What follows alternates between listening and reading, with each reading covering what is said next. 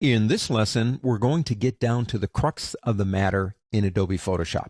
Photoshop is resolution dependent.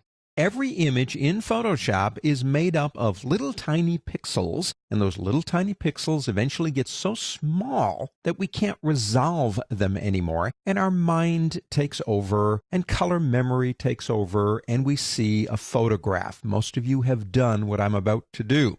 If I come over here and pick up the zoom tool, and get over here on this nice flower, and begin zooming in, eventually we get to see the components that make it up, the little tiny pixels, and there they are. Of course, if we take it back down in size, it looks beautiful.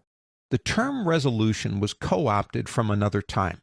Resolution is not about little tiny pixels. It's the ability to resolve. And like I said, eventually the image gets so small, we can't resolve the bricks, and our brain takes over and sees a flower. That's how it works. Now, there is another program that I really do like that's in the family of Adobe, and it's called Adobe Illustrator. Let me show you something.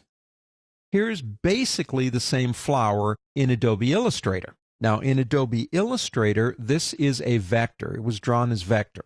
If I come over here and pick up my zoom tool and begin zooming in on this bad boy, nothing happens except it just gets bigger. Now, if we go into view mode and change to outline, again, we're in Adobe Illustrator, you can see the image. Now, it actually isn't as complicated as it looks. This was done using a feature called gradient mesh, and it made that flower. The one I did in Photoshop, actually, I just kind of rasterized it so you could see the difference between the two.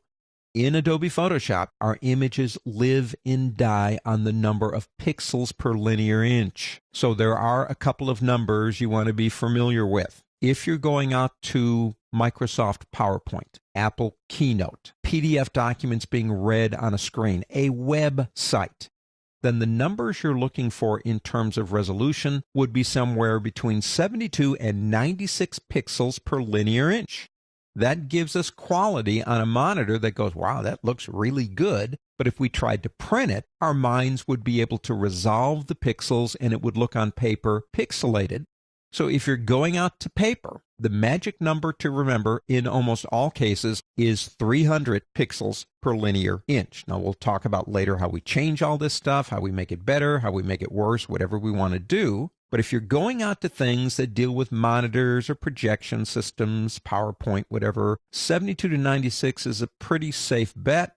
300 is more safe if you're going to print. Understand the one difference. The more bricks in the wall, the bigger the file. The more bricks in the wall outside in the real world, the heavier the wall gets. Our files get bigger. So we're doing a trade-off here in deciding on how big to make the file using a lot of different features. One of those is the resolution.